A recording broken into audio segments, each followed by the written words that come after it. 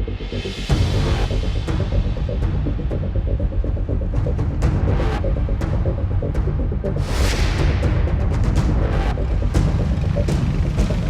ini bekas hujan, jadi jalannya lebih sulit lagi dibandingkan biasanya. Karena kalau biasanya kita sudah menemukan titik-titik longsor, jalannya juga licin di tempat yang lembab.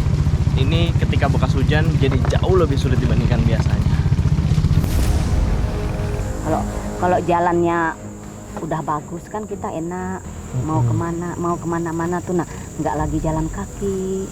Jalan ini maksudnya jalan ke kota jalan ke kota, jalan ke kebun. Kita minta ada dokter tetap di sini karena untuk berobat sangat sulit kami sebagai warga. Aturannya kan ini kecamatan, seharusnya fasilitas lengkap kayak dokter harus siaga di sini. Ini perawat, dokter nggak ada di sini.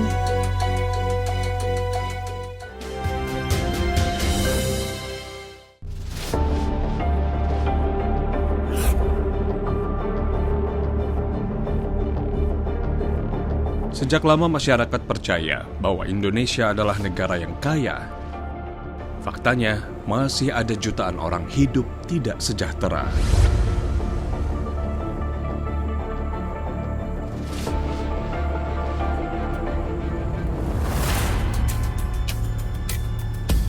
Sampai akhir tahun 2021, Kementerian Desa dan Pembangunan Daerah Tertinggal dan Transmigrasi menyebutkan bahwa hanya 3 ribuan desa dari 74 ribuan desa yang masuk dalam kategori mandiri. Sisanya masih berjuang lepas dari kategori berkembang, tertinggal, dan sangat tertinggal. Entah kapan mereka bisa merasakan hidup sejahtera. Sebagian besar terkendala karena infrastruktur yang buruk. Akses jalan yang ekstrim dan berbahaya menjadi penghalang mereka untuk bisa melakukan jual beli hasil kebun dan mendapatkan uang. Bukan 1-2 tahun warga mengalami hal ini, bahkan seumur hidupnya berkutat pada keterbatasan. Curah hujan yang tinggi membuat jalanan hampir tak pernah kering. Gerimis selalu membasahi jalur kami.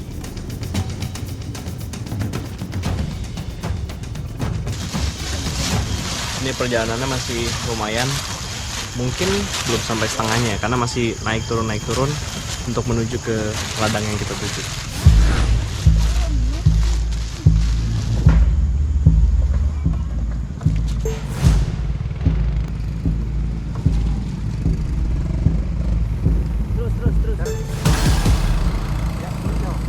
Jalan semakin licin dan membuat kami kesulitan untuk mengendalikan motor. Lebih dari 90% jalur yang kami lalui hanya berupa jalan tanah berbatu.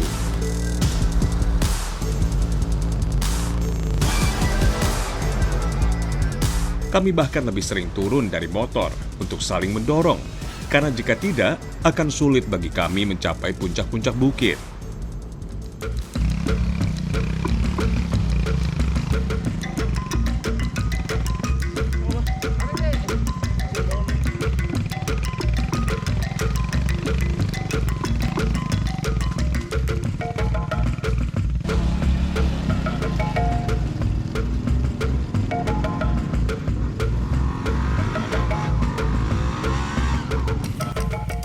Kiri kanan kami, jurang, sungguh perjalanan yang sangat mengancam nyawa. Sangat mengenaskan jika membayangkan warga harus keluar masuk desa dengan jalur seperti ini. Terbayang betapa sulitnya masyarakat untuk bisa mendapatkan pelayanan kesehatan dan pendidikan jika harus ke kecamatan. Karena ini bekas hujan, jadi jalannya lebih sulit lagi dibandingkan biasanya. Karena kalau biasanya kita sudah menemukan titik-titik longsor, jalannya juga licin di tempat yang lembab. Ini ketika bekas hujan jadi jauh lebih sulit dibandingkan biasanya. Perjalanan ojek motor menjadi satu-satunya cara bagi warga untuk tahu dunia luar, termasuk untuk bertemu dengan pengepul yang bakal membeli hasil kebun mereka. Tapi akses jalan yang sulit ini belum mendapat pembangunan dari pemerintah, baik daerah apalagi pusat. Masyarakat sebenarnya tidak membutuhkan jalan yang bagus, cukup akses jalan yang layak saja. Permintaan yang sederhana, namun selama puluhan tahun belum bisa mereka dapatkan.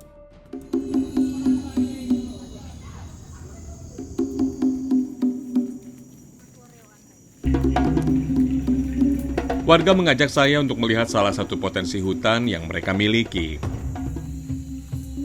Jalannya cukup jauh dari rumah, lebih dari 1 jam berjalan kaki. Jaraknya sekitar 2 hingga 3 kilometer. Hutan di Kecamatan Upau masih terjaga keasriannya. Kita masih bisa menemukan beragam jenis tanaman liar, salah satunya adalah rotan. Ini harus sangat hati-hati karena tiap sisinya ada duri di batang dan daunnya. Baju, kemudian sepatu pun itu bisa tembus, jadi kita harus sangat hati-hati. Memakai golok pun kita juga harus hati-hati karena siapa tahu bisa kena tangan, ke baju, ataupun ke kaki kita. Satu-satunya penghalang adalah duri. Jika duri sudah dibuang, maka akan mudah bagi kita mengupas dan membersihkannya. Bisa bengkak, bisa juga jadi bisul. Oh, obatnya apa, Pak? Obatnya ini mungkin kalau dari istilahnya dari kesehatan mungkin pakai ampicillin bisa untuk menyembuhkan luka dalamnya itu. Nah, udah itu kan dari obat yang tradisional juga ada, pakai kunyit bisa untuk menyembuhkan itu. Oh gitu. Iya, kan kunyit itu jenisnya kayak obat merah kan. Nah, itu. Masyarakat di pedalaman sudah biasa memanfaatkan rotan sebagai anyaman dan tali pengikat. Tetapi yang kami cari bukan hanya itu. Baru pertama kali saya temukan warga yang memanfaatkan pucuk rotan. Mereka menamakannya sebagai umbut. Potongan rotan muda bisa diolah menjadi berbagai menu masakan. Ini salah satu cara masyarakat bertahan hidup, memanfaatkan hasil alam karena tidak mungkin untuk mendapatkan bahan makanan dari luar desa. Kalau jalannya udah bagus kan kita enak, mau kemana-mana tuh, nah nggak lagi jalan kaki. Jalan nih maksudnya jalan ke kota atau jalan ke kota, jalan ke kebun.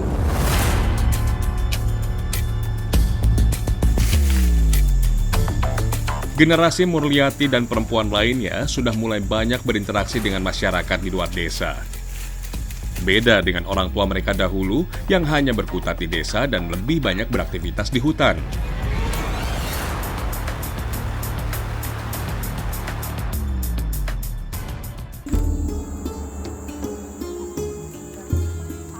Badan rotan yang sudah kami kupas tetap kami bawa ke rumah untuk diolah menjadi kria atau kerajinan tangan.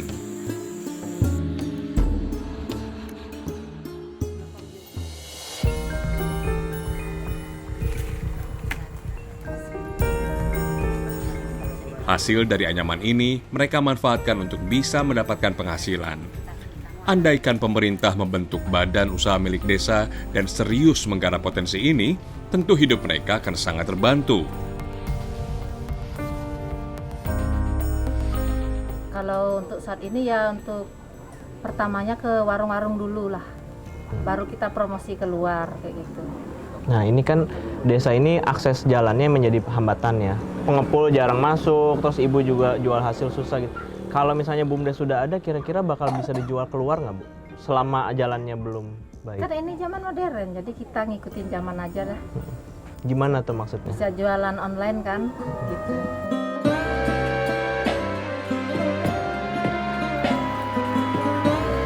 Satu di sini, dua di sana, dua di Jika dibandingkan mengalirkan anggaran untuk BUMDes sekitar separuh dari dana desa, biasanya diutamakan untuk pembangunan fisik seperti jalan dan jembatan.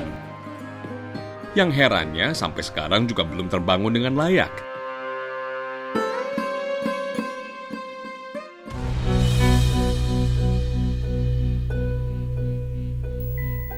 Untuk makan sehari-hari, warga lebih banyak mengkonsumsi sayur dibandingkan lauk seperti ayam, ikan, dan daging sapi. Bukan tanpa alasan. Ini lokasinya ada di padang yang liar, jauh dari pemukiman, di belakang pemukiman menuju ke kebun dan juga hutan. Tapi sampai ke sana nanti kita akan coba menyisir, karena nanti pakis-pakis ini akan diolah sama ibu-ibu, bisa dijadikan makanan, bisa dijual. Kalaupun dijual nanti uangnya untuk beli makanan lagi sama mereka.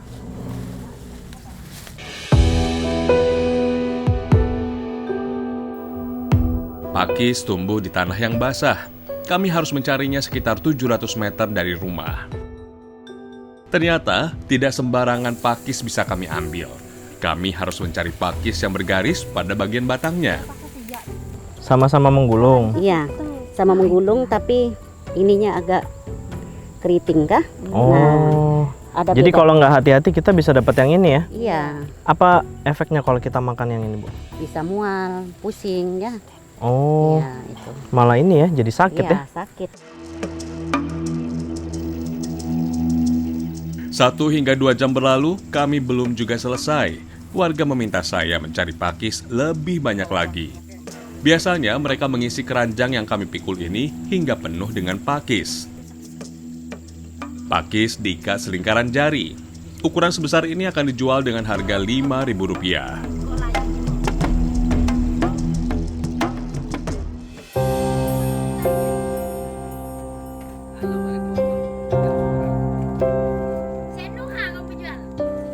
Pakis yang kami ambil laku 4 ikat. Kami mendapatkan uang sebesar Rp20.000. Jadi kalau ngambil 3, hasilnya buat belanja dan dibagi 3. Iya, iya. Cukup itu Ibu sehari-hari, Bu? Kira nggak cukup, dicukup-cukupin aja ya biasa ya. Iya. Jadi begitu kekurangan lauk atau misalnya mau beli sesuatu, ya udah cari pakis tuh. Cari pakis, sayur-sayuran yang lainnya juga. Singkong apa? Iya.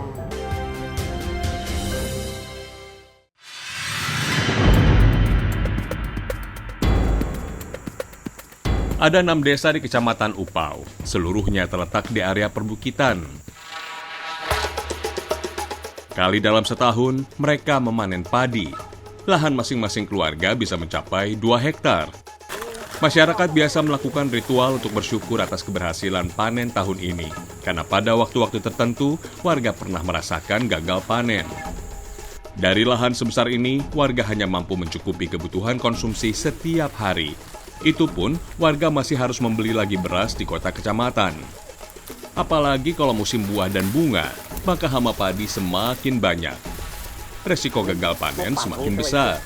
Hamanya ya seperti babi, burung, tikus, itu hamanya. Oh, Iya. banyak ya? Iya, Berarti Ibu kalau lagi panen memang selalu di sini sehari-hari? iya sehari-hari memang ditunggu kan kayak gitu. Iya. Nggak ditinggal ya sampai selesai ya? Sampai selesai panen ditunggu.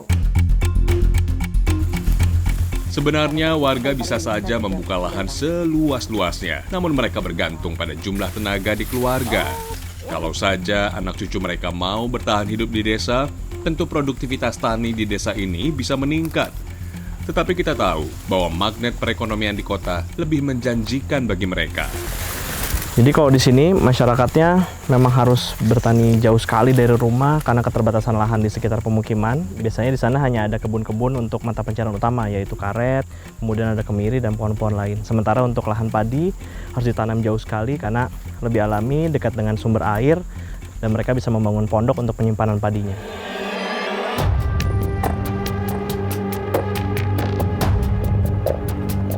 Setelahnya kami mengirik, yakni memisahkan padi dengan gabah dengan menggunakan kaki. Kami harus berdiri di atas perisai setinggi 2 meter. Meski prosesnya lama dan manual, cara ini masih mereka gunakan lantaran belum ada mesin pemisah gabah yang dipakai oleh warga desa. Selanjutnya kami menangin, yakni berdiri di atas tangga setinggi 4 meter. Proses ini dilakukan untuk memisahkan padi dengan gabah, tapi dengan cara lain, yaitu melemparnya ke bawah agar padi bisa jatuh tepat di terpal yang telah kami sediakan, dan gabah bisa terbuang terbawa angin. Sebagian besar masyarakat di Kecamatan Upau ini adalah masyarakat Dayak, sehingga mereka masih memegang teguh tradisi seperti penggunaan keranjang dan juga teknik menguraikan padi dan gabah yang sudah kosong.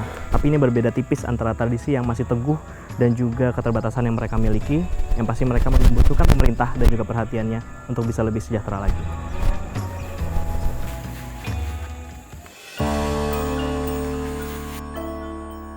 Setelahnya kami mencari pohon sukun. Jumlahnya masih banyak di Kecamatan Upau. Tetapi yang unik, kami tidak mengincar buah dan daunnya.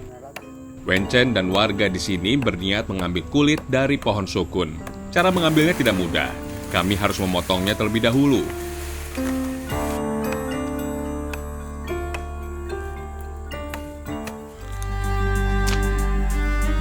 Tidak saya sangka bahwa potongan kayu ini berat sekali. Mungkin satu potongnya sekitar 5 hingga 10 kg.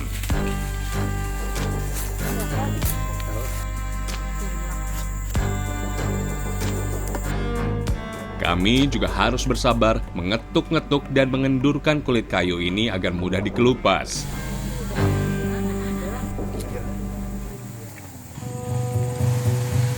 Belum lagi kulit pohon sukun harus dicuci agar bersih dan semakin elastis.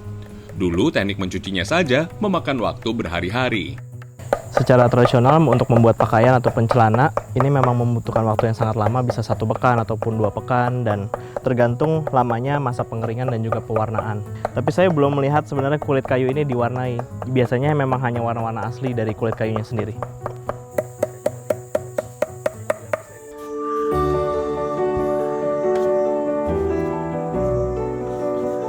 Uniknya, kulit kayu tidak boleh dijemur di bawah sinar matahari langsung karena akan merusak bahan dasar dan membuatnya sangat kering.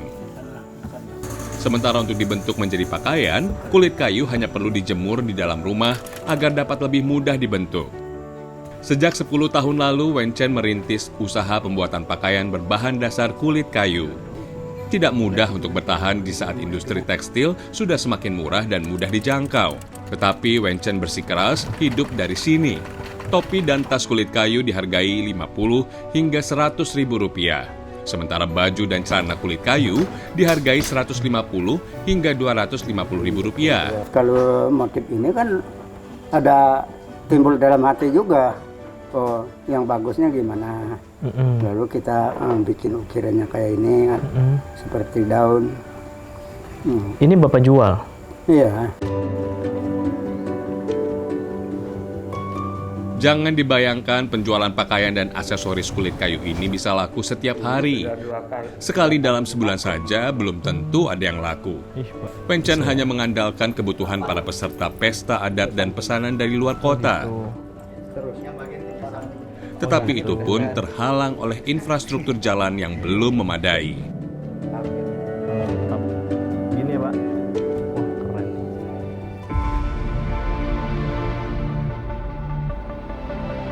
Saya kembali ke hutan, ikut bersama beberapa orang warga. Kali ini kami tidak akan memanen, melainkan mencari obat-obatan. Hutan menjadi apotek hidup bagi warga desa karena penawar dari berbagai penyakit ada di sini. Tetapi kami harus berjalan sangat jauh dan membutuhkan waktu lama. Meski dalam kondisi darurat, warga terpaksa menunggu hingga pagi atau siang hari agar proses pencarian tanaman obat lebih aman.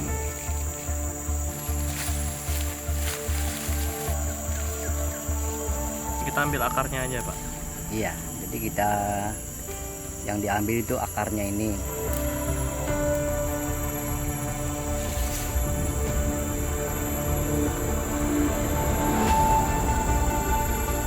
Banyak binatangnya di sini, ada kera, ada landak, penggiling juga ada di sini. Ibu pernah ketemu yang buas atau yang seram gitu? Nggak ada sih kalau yang di hutan kayak gini, nggak ada yang buas. Tapi kalau misalnya ibu lagi ke hutan yang lain gitu, ke kebun gitu, ke belakang, atau misalnya kayak ke air terjun gitu, itu ketemu apa aja biasanya? Di situ banyak kalau binatang buas, kayak beruang bisa. Masih ada itu sini? Masih ada. Apalagi selain beruang? Ular Babi, mungkin? ular sudah pasti ular. Udah pasti? Iya. Ibu ketemu paling panjang seberapa? Paling besar gitu? Besar sampai 1 meter. Ular apa itu? Ular sawah kalau sini bilang. Oh, ular sawah ya? Oh, denan saya olah ini. Oh, haruku kayu. Bisa jadi obat? Merah-merah untuk mengobat kanker payudara. Resikonya memang besar, tetapi warga harus mempertaruhkan itu agar bisa menyembuhkan penyakit yang mereka derita. Lebih baik seperti ini dibandingkan harus berjalan sangat jauh berjam-jam menuju kota kecamatan. Di tangan Kurlisan kami mendapatkan beberapa jenis tanaman yang dibutuhkan. Di antaranya akar seribu, akar tengkijet, dan akar darah.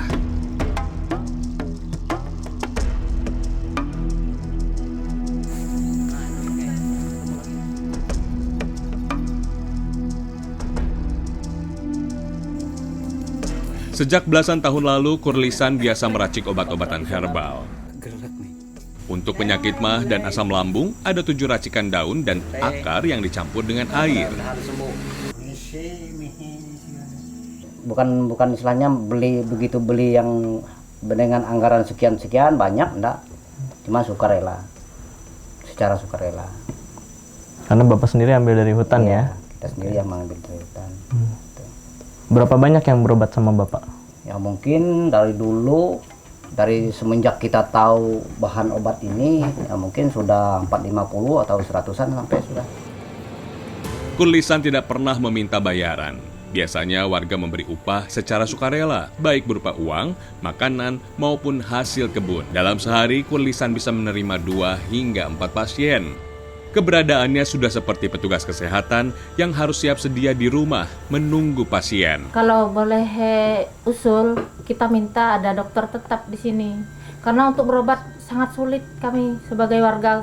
Aturannya kan ini kecamatan. Seharusnya fasilitas lengkap, kayak dokter harus siaga di sini. Ini perawat, dokter nggak ada di sini. Terakhir kapan mereka ada tugas di sini? Ini akhir tahun 2021 kemarin. Masih ada? Masih ada. Terus setelah pindah dokternya sampai sekarang nggak ada dokter. Jadi kami jauh ke kabupaten kalau mau berobat.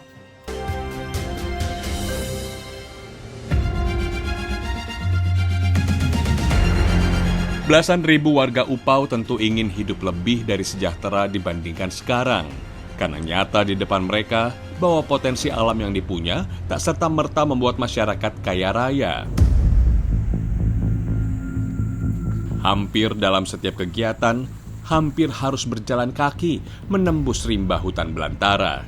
Bahkan kali ini, pohon berdiri lebih rapat, kanopi hutan lebih lebat. Entah sudah berapa kilometer kami berjalan, yang jelas membutuhkan waktu lebih dari 3 jam. Jadi kita dibawa jauh-jauh sama warga untuk menuju ke sebuah tempat yang kata mereka merupakan potensi alam tersembunyi. Jadi desa ini punya air terjun yang banyak didatangi oleh turis dari kota-kota lain, bahkan dari provinsi lain seperti Kalimantan Tengah dan Kalimantan Timur. Tapi akses ini masih belum memungkinkan tujuan kita menjadi tempat wisata. Sayang banget. Jadi kita akan menuju ke sana untuk lihat potensinya sebesar apa. Kalau misalkan nanti pemerintah lihat, semoga ini nanti akan dibangun jalan untuk menuju ke sana. Perjalanan untuk menuju ke sana sangat ekstrim. Jalan setapak ini melintasi puncak-puncak bukit. Beberapa titik curam, bahkan kami harus meniti langkah satu demi satu di atas batang pohon. Tidak terbayangkan bagaimana turis bisa menempuh perjalanan yang sangat tidak aman seperti ini. Sayang sekali. Akhirnya kami tiba di air terjun andalan warga Upau. Masyarakat tidak punya nama khusus karena belum banyak yang datang ke sini. Air terjun ini memang sangat indah jika menjadi latar untuk berfoto. Tetapi jika jalannya tidak mendukung, tentu tidak akan bisa menjadi objek wisata yang mendatangkan banyak turis. Beberapa indikator utama laris tidaknya sebuah objek wisata adalah kemudahan aksesibilitas dan ketersediaan fasilitas pendukung. Nampaknya pemerintah daerah perlu pembenahan total untuk bisa mengangkat air terjun ini menjadi andalan pariwisata daerah. Daerah banyak nggak sih turis yang memang datang buat lihat ini? Pernah 1 kali ke sini, katanya bagus sih, cuma ya itu tadi jalan yang menjadi kendala. Kalau dibangun jalan, katanya bisa ke sini lagi. Udah pernah ngomong belum sama pemerintah desa, kecamatan gitu? Pernah minta, sudah cek 1 kali kecamatan sama desa ke sini. Katanya masih dalam tahap. Ibu kalau ada saudara main misalnya ke kampung ibu gitu, ibu suka ajak ke sini nggak? Suka, kalau saudaranya mau. Itu gimana pendapat mereka setelah lihat ini? Bagus dan mereka juga mau ke sini terus katanya.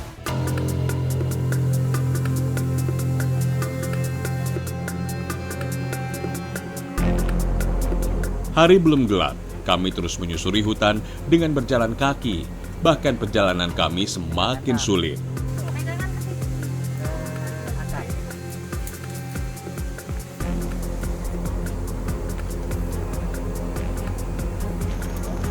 Di tengah perjalanan, warga menawarkan saya untuk meminum air dari akar bajakah. Jika warga beraktivitas atau bahkan menginap di hutan, maka keberadaan akar bajakah menjadi patokan untuk tempat beristirahat. Apa mainnya gatal ke bikin. Ini namanya akar bajakah, jadi tidak ada pohonnya, hanya akar sulur dari gunung ke gunung dia merambat. Dan airnya ini yang biasanya diandalkan sama warga, sama orang-orang sekitar untuk bertahan hidup di tengah hutan untuk minum kalau tidak ada air sungai. 10 tahun terakhir, warga bergotong royong membangun jalan. Walau masyarakat tahu bahwa usaha mereka sepertinya sia-sia, tetapi warga tetap berusaha. Cangkul-cangkul ini membuka jalan selebar 2 meter sepanjang 8 km dari dan menuju ke objek wisata air terjun. Andaikan pemerintah mau melakukan pelebaran jalan dan pembenahan infrastruktur, tentu kehidupan masyarakat akan berubah menjadi lebih baik. Sebenarnya sudah tahu, tapi kira-kira tahulah ini masalah dananya kayak gimana, kayak gitu. Bapak sama warga udah pernah minta bangun jalan belum ke air terjun ini? Sudah. Apa katanya, Pak? Nanti. Entah kapan pembangunan jalan masuk ke dalam agenda pembangunan. Setidaknya masyarakat belum putus harapan untuk berharap pada masa depan yang lebih baik. Jika pemerintah belum membantu, setidaknya mereka secara swadaya sudah bergerak sedikit demi sedikit menjemput nasib.